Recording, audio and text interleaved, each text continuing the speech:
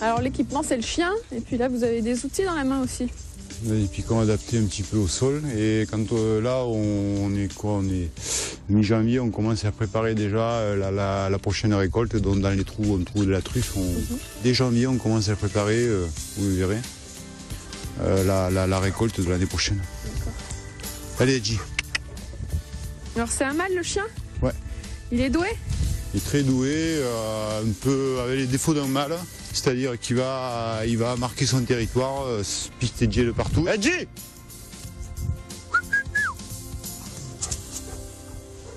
Allez, doucement. Allez, Edgy. Allez, bébé. C'est toujours avec un seul chien à la fois? Ouais. Il fait comment? Il s'arrête quand il trouve ou... Oui. Ouais, il a un temps d'arrêt. Il fait quoi? Il gratte un peu? Vous le verrez, on le sait quand il... Vous allez le voir, j'espère qu'il va en trouver. Allez, Edgy. Allez. Là, il en a senti une. Comment vous voyez qu'il la trouve? Et on le voit qu'il a senti qu'il y a une odeur là. Persistant. En fait, voilà, c'est une truc que j'avais ramassé, c'est un bout qu'il a mangé. Il avait senti. Il mange les bouts. Il se sert. On ne peut pas y reprocher d'aimer les truffes. Mais les petits bouts, c'est tous les petits bouts. Quand on sort une truffe, on en casse toujours un petit bout. D'accord, il en reste un peu. Bon, de temps en temps, il se sert. Il y en a une là? Où elle est? Hop! Edgy! Top! Edgy! Il a trouvé là? Quand il commence à creuser comme ça? Voilà, deux petites truffes. Il a une petite récompense à chaque fois? Toujours. Des croquettes haut de gamme, on va dire, ou du gruyère, des fois, ça dépend. Il doit y en avoir une autre, là. Il y a un truc qui le travaille. Où elle est, Edgy? Il y en a une autre? On a oublié une? Possible. On va voir. Comment j'ai fait? Il a quel âge le chien là? 2 ans. Ah oui, c'est un jeune. Ouais.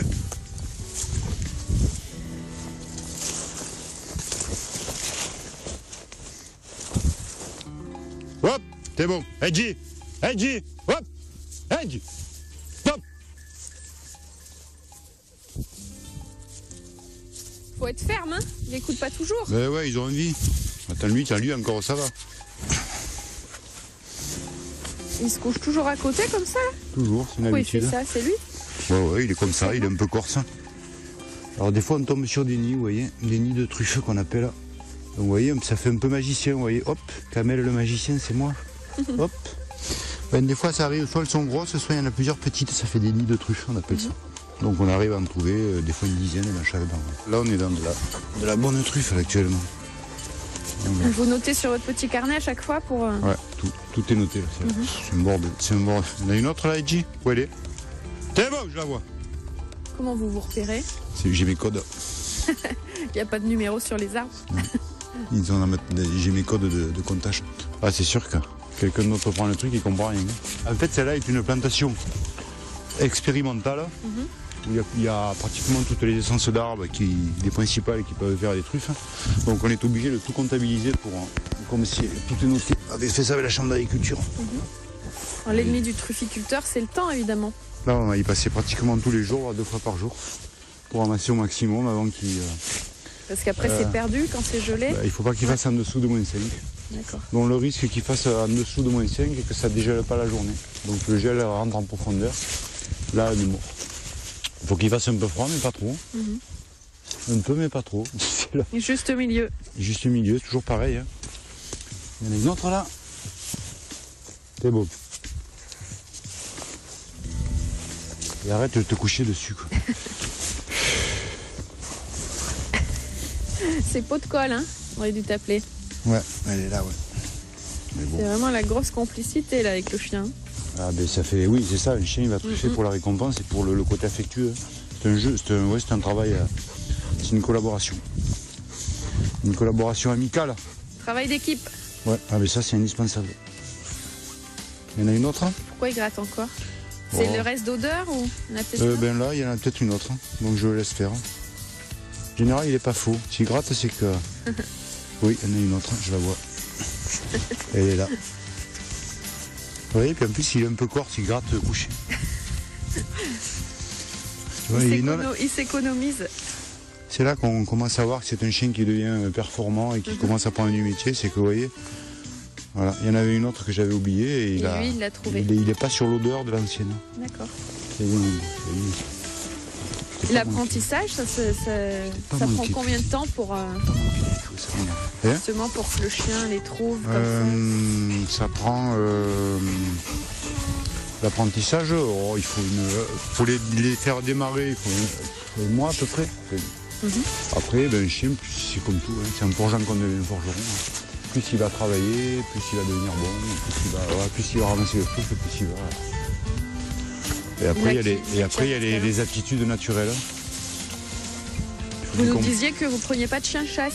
Non, parce que sinon il sentirait d'autres odeurs et ce serait embêtant. Déjà, lui, il faut que je le cale des fois. Bon, lève-toi que je. Il n'y en a plus, c'est bon. Il y en a une autre? Je ne crois pas. Il y en a une autre ou pas? Ça, ce qu'on fait là, où les trucs sont en profondeur, donc on a très peu de risques d'en abîmer qui peuvent être à côté. Le noisetier est un arbre qu'on connaît depuis longtemps, hein, mais qui a déçu beaucoup les trufficulteurs. Et c'est vrai que là, on n'a pas les résultats escomptés. Mais bon, il faut être patient. Il faut voir dans le temps ce que ça va donner. À l'entretien, ça fait que rejeter. C'est un arbre assez dur à entretenir. Edgy, c'est bon. En plus, dans le chien dent, dans l'herbe, même mon beau. Ouais, c'est un bon chien, ça. Toujours un bon chien, ça. Mais ouais, elle est là, hein. Elle est là, et bien c'est moi, je tiens. Je disais que c'était pas beau. Excellent, ça, mon beau. Belle truffe, en plus. Non, le mange pas, laisse-le là où il est. Allez, viens, c'est bon, on y va. Pendant qu'Adji fouine et cherche encore quelques truffes en compagnie de son maître Michel Tourner, que nous retrouverons dans quelques minutes, nous restons à Uzès, le temps pour nous de confectionner un bon café, ou plutôt de découvrir un métier, celui d'artisan torréfacteur.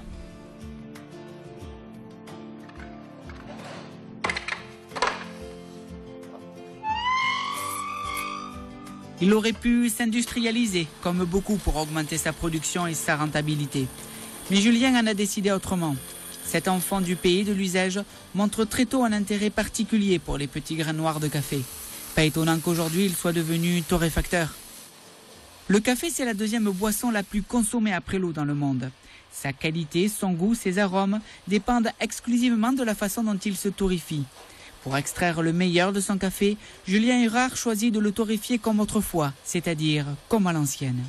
Moi, je travaille de manière traditionnelle, avec des torréfactions lentes, 20-25 minutes, et je travaille à l'ancienne, c'est-à-dire au bois et au charbon. Le bois, 80% de la torréfaction, et l'anthracite, une vingtaine de pourcents, va permettre d'avoir un goût différent, un goût qui va être différent comme si vous avez une pizza cuite au feu de bois ou une pizza cuite de manière traditionnelle. Donc le goût est particulier et la façon de travailler est très particulière. Et comme si cela ne suffisait pas, il adopte l'utilisation d'une technologie plus que centenaire. La machine est unique en France. Cette machine a plus de 100 ans, c'est une machine française et cette machine aurait dû partir à l'étranger dans un musée. Cette machine fonctionne très bien et elle fait partie du patrimoine français. Elle fait plus de 5 tonnes. C'est une machine qui a la capacité de torréfier jusqu'à 250 kg de café. Il faut savoir la dompter. J'ai mis 2 ans pour pouvoir la maîtriser parce que le bois et le charbon, c'est pas l'électricité, c'est pas le gaz, c'est pas un bouton que l'on tourne, trop chaud, pas assez chaud. Là, il faut anticiper, il faut jouer avec la météo, avec la température extérieure et intérieure de l'atelier. Donc tout ça, ça s'apprend.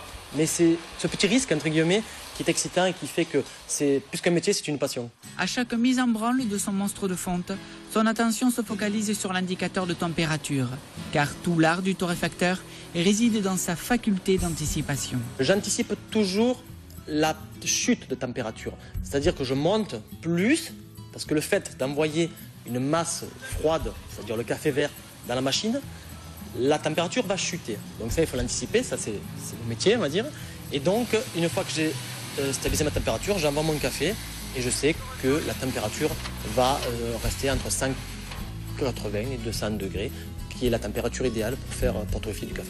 Autre ustensile indispensable sur lequel repose la délicate appréciation de la bonne cuisson des grains, la sonde.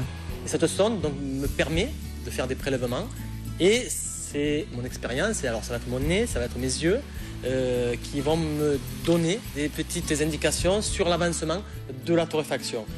Donc je surveille très attentivement l'évolution de la cuisson et la montre. Le café, il ne faut pas qu'il cuise trop rapidement, mais à l'inverse, il ne faut pas qu'il cuise trop lentement. Il y a un délai, il faut qu'il cuise entre 20 et 30 minutes pour avoir un maximum d'arômes et avoir ce qu'on appelle une torréfaction à cœur. Lorsque la torréfaction arrive à son terme, Julien tombe le café, une expression sortie tout droit du jargon des torréfacteurs. Ça veut dire qu'on va sortir le café de la machine pour qu'il tombe dans le bac de refroidissement. Parce que le café sort à 180 degrés à peu près, donc il sort très chaud. Du fait qu'il sorte très chaud, il continue à cuire et il peut brûler. Donc il faut le refroidir de manière rapide. Voilà pourquoi vous voyez le brasser avec une espèce de manche, un outil qui me permet d'accélérer le refroidissement du café. Plus vite il sera refroidi, meilleur il sera. Durant le processus de torréfaction, s'échappe de l'énorme ventre de la bête des senteurs subtiles, les mêmes qui nous réveillent doucement le dimanche matin à l'heure du petit déjeuner. Le café a cette particularité d'attirer par le nez, on va dire, les personnes qui n'en consomment pas. L'odeur et le goût sont deux choses différentes. On peut avoir des odeurs très, très fortes et des cafés très doux. Et inversement, on peut avoir des cafés assez puissants, assez corsés, avec des odeurs pas très importantes. C'est une matière vivante, c'est un produit vivant, c'est un fruit qui vient du sol. Donc il va être différent en fonction du terroir, en fonction de l'exposition, de l'altitude et aussi de la torréfaction. Suivant la saisonnalité, Julien tonifie jusqu'à 36 variétés de café en provenance des 4 coins du globe, de l'Amérique latine à l'Afrique, en passant par l'Asie et l'outre-mer. De toutes ces sources, Julien travaille aussi, tel un alchimiste dans son laboratoire, à la création de saveurs uniques. Un torréfacteur est toujours un peu chimiste à sa manière et va toujours essayer d'assembler des arabicas pour avoir des cafés plus ou moins fruités, plus ou moins corsés ou plus ou moins doux. Comme un vigneron va assembler des cépages, nous torréfacteurs, on assemble des arabicas et certains assemblent des arabicas et des robustas. Donc on peut avoir effectivement plus de 50 variétés de café si on prend les deux gammes d'arabica et de robusta. Le cours du café depuis ces 5 dernières années explose, allant même à dépasser quelquefois celui du pétrole. Alors pour ne pas le gaspiller et profiter pleinement de sa qualité, Julien nous donne de bons conseils. Pour avoir un bon café, il faut avoir trois choses essentielles. De la bonne eau, une eau qui ne soit pas trop calcaire, une eau qui n'ait pas trop goût à javel. Avoir une bonne machine. Un café n'aura pas le même goût avec un percolateur, ça s'appelle une machine expresso, ou une cafetière électrique dite cafetière à filtre. Le même café n'aura pas la même concentration d'arômes. Ensuite, il y a une torréfaction qui compte, une torréfaction industrielle qui va durer quelques minutes, et une torréfaction dite traditionnelle ou artisanale, comme moi je la fais. Là, on a vraiment tous les arômes, tous les parfums, toutes les qualités organoleptiques du café qui sont présentes dans la tasse. Le café, c'est toujours un moment convivial, on boit un café, on discute entre amis, donc on boit le café comme on l'aime. Il ne faut pas, comme je dis, se prendre la tête, on le boit, on l'aime sucré, on le boit sucré, on l'aime non sucré, on le boit non sucré. Mais il faut que ça reste un moment de plaisir. Il est très bon, déjà il est torréfié dans une machine de 1905, donc voilà, il y a cet aspect un peu convivial. Au niveau des arômes, c'est incomparable, on a une qualité de café qui est exceptionnelle, donc voilà. Si le volume de café torréfié ne dépasse pas ceux des industriels, la petite entreprise de Julien avance à son rythme, et ce dernier prend le temps de diffuser son savoir à celles et ceux qui démontrent un minimum d'intérêt à sa profession. Ce que je dis, je le prouve en quelque part, dans le sens où les clients, quand je torréfie, viennent et peuvent assister à différentes torréfactions et voir que dans le café, je n'enlève rien, je ne rajoute rien. Il arrive vert, dans des sacs de jute de différents pays, il passe dans le torréfacteur, que la machine et moi, on a le même nom, torréfacteur, et ensuite je le commercialise en grains moulus pour les particuliers ou les professionnels. Le café étant une passion, je pourrais en parler pendant des heures et des heures. Je pense que le mieux, c'est de venir à Pont-des-Charrettes, donc pas très loin du musée du bonbon. Je torréfie spécialement devant les groupes. Tout est gratuit chez moi, c'est-à-dire que vous pouvez venir assister à la torréfaction, vous pouvez déguster un café gratuitement. Il n'y a pas d'obligation d'achat. Je vous transmettrai ma passion du café et vous verrez qu'il y a café et café. Que vous l'aimiez corsé ou serré, vous en reprendrez bien un avant de partir, sucré ou pas.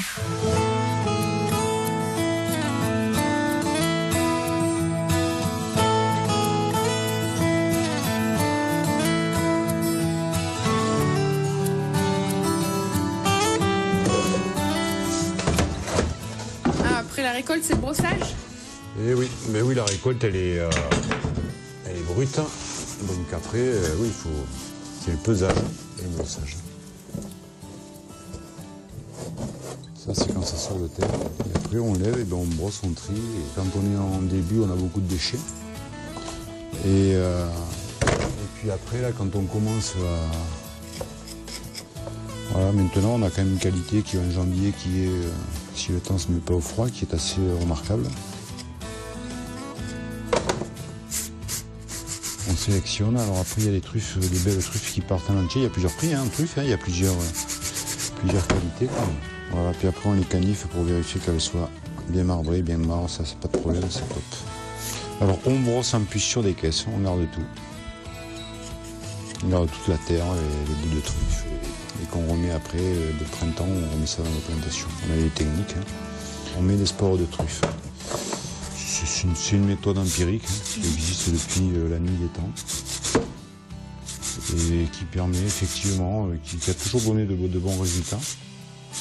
On ne savait pas trop pourquoi et donc maintenant, comme ils ont séquencé le génome de la truffe et qu'ils se sont aperçus qu'il fallait des spores mâles et des spores femelles, qu'on revient aux fondamentaux de la nature, et bien donc le fait de ramener des déchets de truffe et des spores de truffe permet certainement qu'il y ait des spores mâles, des spores femelles pour qu'il y ait fécondation et fructification et que le champignon fructifie, se transforme en truffe. Du coup là, la qualité, alors on la voit comment? Parce qu'on l'évoquait tout à l'heure. Déjà sur l'aspect visuel, l'aspect fermeté, l'aspect visuel. Donc en fait, il faut qu'elle soit noire à l'intérieur, bien marbrée. Donc vu le prix, mieux pas trop vendre de terre, je ne sais pas si les gens seraient d'accord. Et après, il faut vérifier qu'elle soit... Voilà. Bon, nous on les lave pas, hein. Jamais. On les lave avant l'utilisation, on les brosse à sec. Comme c'est écrit dans la norme truffe fraîche, hein. Les truffes doivent être brossées, elles doivent être loyales, saines, brossées à sec ou lavées, au choix. Parce qu'en plus c'est des belles truffes. En général, quand on les lave, elles ont un aspect beaucoup plus esthétique, beaucoup plus joli. Donc les gens, comme des truffes pas très jolies, les lavent en général. D'accord. Donc quand on a de vraies belles truffes, on n'a pas besoin de les laver, c'est ça? Et puis en plus, elles s'abîment moins. Parce que quand on lave, les petites veines blanches là, qu'on voit là, qui sont les veines aérifères, ce sont les veines par lesquelles la truffe respire. Elles se remplissent d'eau, donc la truffe transpire encore beaucoup plus, donc elle s'abîme. Non, c'est qu'elle s'abîme beaucoup plus vite. C'est pour ça qu'on la lave toujours au dernier moment.